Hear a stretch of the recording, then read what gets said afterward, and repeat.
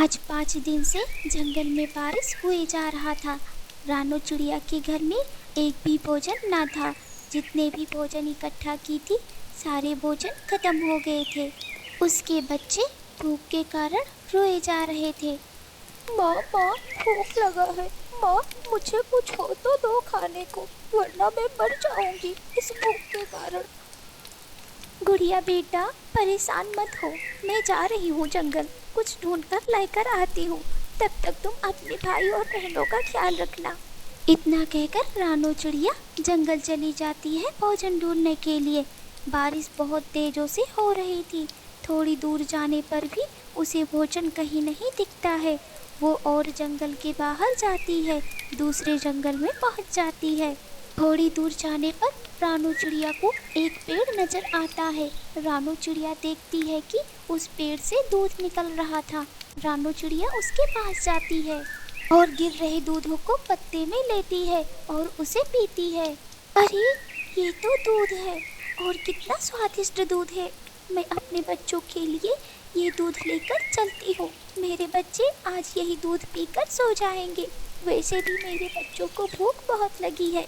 रानो चिड़िया जैसे ही उन दूधों को पत्तों में लेने लगती है, तभी वो पेड़ बोलने लगता है। चिड़िया, मुझे पता है तुम्हारे बारे में कि तुम्हारे बच्चे बहुत भूखे हैं, उन्हें भोजन की आवश्यकता है। इसलिए ये दूध मैं तुम्हें लेकर जाने दे रहा हूँ। और हाँ, इस दूध के बारे में तुम जंगल में किसी भी लालची पक्षी से बिल्कुल भी मत बताना। ठीक है पेड़ भैया, आज आपने मेरी मदद की। मैं आपकी बात मानती हूँ। मैं जंगल में किसी से भी नहीं कहूँगी।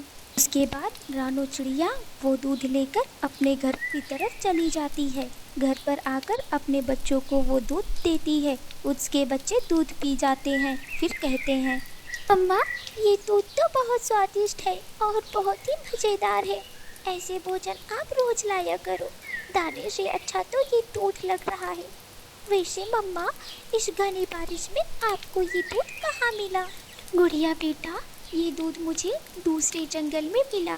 एक पेड़ है जो बेसहारा पक्षियों की मदद करता है और वो पेड़ चमत्कारी पेड़ है। रानो चिड़िया अपने बच्चों से सारी बातें बता देती है। तभी खिड़की के बाहर एक कालू कौआ रानो चिड़िया की सारी बातें सुन लेता है। यहाँ जादुई पेड़ की तो ज़रूरत मुझे है। मुझे तो धनवान बनना है। अब मैं उस जादुई पेड़ से दूध लेकर जंगल में बेचूंगा और पक्षियों से पैसे लूँगा, जिससे मैं इस जंगल का सबसे धनवान पक्षी बन जाऊंगा।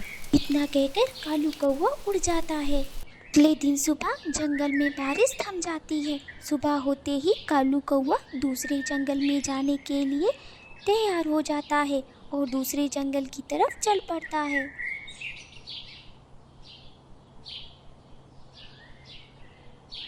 अरे, ये पेड़ तो बहुत बड़ा है और मुझे आने में यहाँ बहुत टाइम लगा। क्यों ना इस पेड़ को अपने जंगल में लेकर चल के लगा देता हूँ।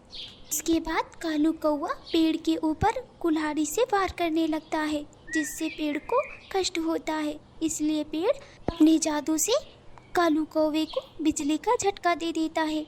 तुरंत कालू कौवे की मौत हो जाती है। जब यह सब बात रानो चिड़िया को पता चलता है तो रानो चिड़िया बहुत ही दुखित होती है। फिर से मैंने वादा किया था, लेकिन उस कौवे को कैसे पता चला?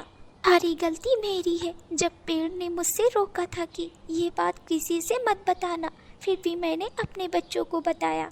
मुझे लग रहा है कि वो कौवा मेरे घर के बाहर मेरी बातें सुन रहा था। चलो, कुछ भी हो, बुरे के साथ बुरा ही हुआ।